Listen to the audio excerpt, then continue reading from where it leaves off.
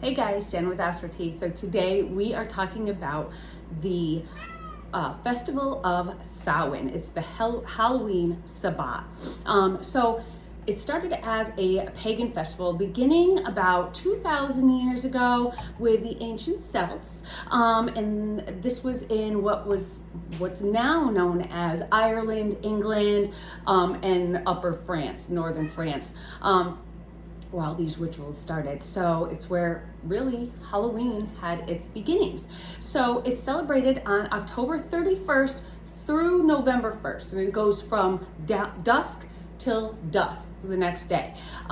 It's celebrating the end of the harvest, the end of the summer, the end of the light, and the coming winter and the coming darkness. And it's the finality of the harvest. That's why you really want to bring in as much harvesty things as possible. So it's said that at this time, the spirits of the dead can visit the living because the veil between the living and the dead, the two worlds, is at its very thinnest. So this is really a great time to really put a lot of remembrance into those that have passed on. So if you are setting up an altar, here's a lot that you could add to it depending on what you're trying to incorporate into this festivities. So I have some very close people that have passed. My cats, if you watch my videos, those definitely, and my dad, my grandparents. So you want to keep them close at hand. You put their pictures up to really keep their spirits alive and just close by.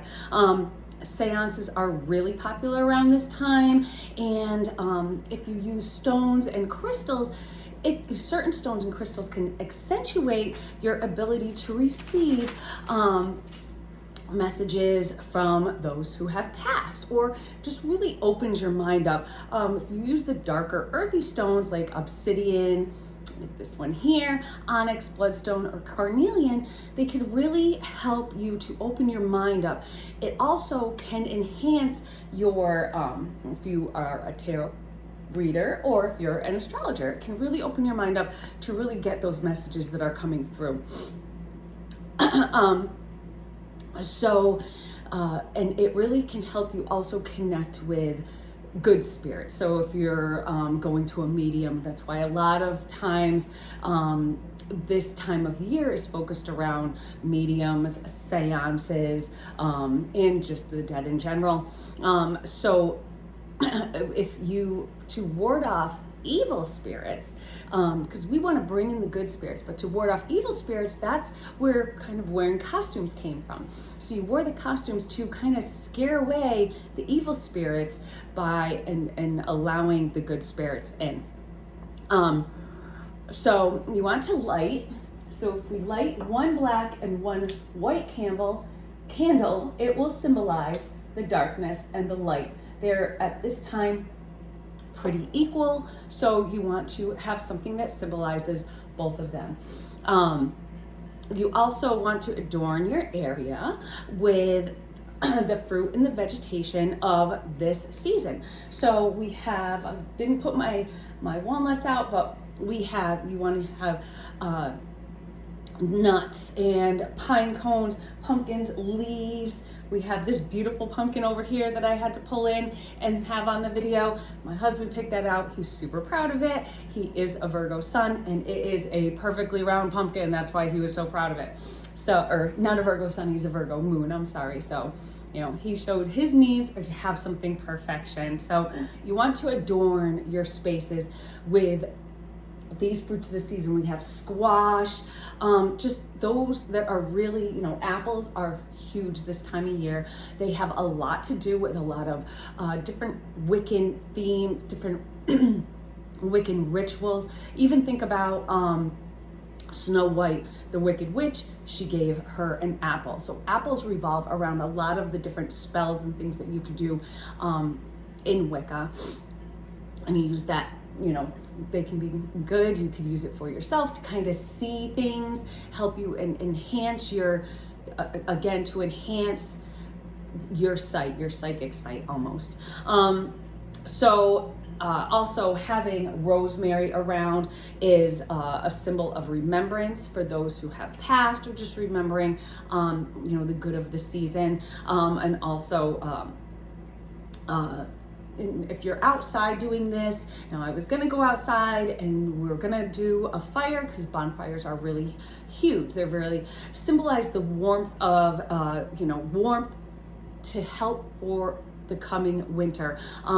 Actually, in the past, when the rituals were that there would be a bonfire in the center of town, and people would go and take like a sprig and bring that home to light their hearth fires. So if you have a bonfire going, which we can't do around here because we're on a severe drought here in New England, so I couldn't light a fire, but that is one thing. It symbolizes that hearth fire, symbolizes that warmth that the home will give you throughout the cold of the winter. You will also want to just adorn yourself and adorn your home with the colors of the seasons, which are blacks, browns, oranges, red, of course, just anything that is the harvesty colors, and the leaves, the changing of the leaves. You see the beautiful leaves changing, especially here in New England, when we have vibrant golds, we have red, and just everything's just so colorful and beautiful. Definitely the place to be in New England for the fall, definitely. So you want to also cook with the bounties of the seasons, and again, that's apples. Make apple pies and apple, pears or pumpkins. Meats that are really popular right now are, poultries and lamb even, and all root vegetables are also very big. And also choose red wine at this season over white, which I do that all year round. So, and you also want to, if you're having a group of people over, so I just had my family over this weekend. We had a mushroom bread, and it was just with all the nice, everything of the season. So you want to just really incorporate that in, and also set a place setting at the table for those who have passed, just because you're welcoming them back. You want to just kind of have that so that you know that they are still always welcome within your heart and within your home. Now, one of my favorite things is to have a simmer pot. So I do use a mini crock pot, so I do cheat a little bit. But it really just fills your home with the aroma of the season, and so you can really put in anything that just the beautiful smells that you love, and the things that this season has to offer. I use orange slices, apple slices. You can also use pear slices, spices like we have here, like cinnamon, rosemary, nutmeg, cloves, and even ginger really gives it that, that spice. It keeps life spicy. Herbs like rosemary keeps us, again, for remembrance. And then we have sage and bay leaves here. Just really kind of representing the falling leaves and the shedding trees through the season. And also, if you put a couple of drops of vanilla in it, not only smells very delicious, and it makes your whole kitchen, if that's where you have your simmer pot, just smell so warm and inviting and really embracing, and it gives you that kind of warm hug that you need this time of year because it's starting to get a chill. So also always set positive intentions for this upcoming season. So I hope you all enjoy, and I will see you soon. Bye.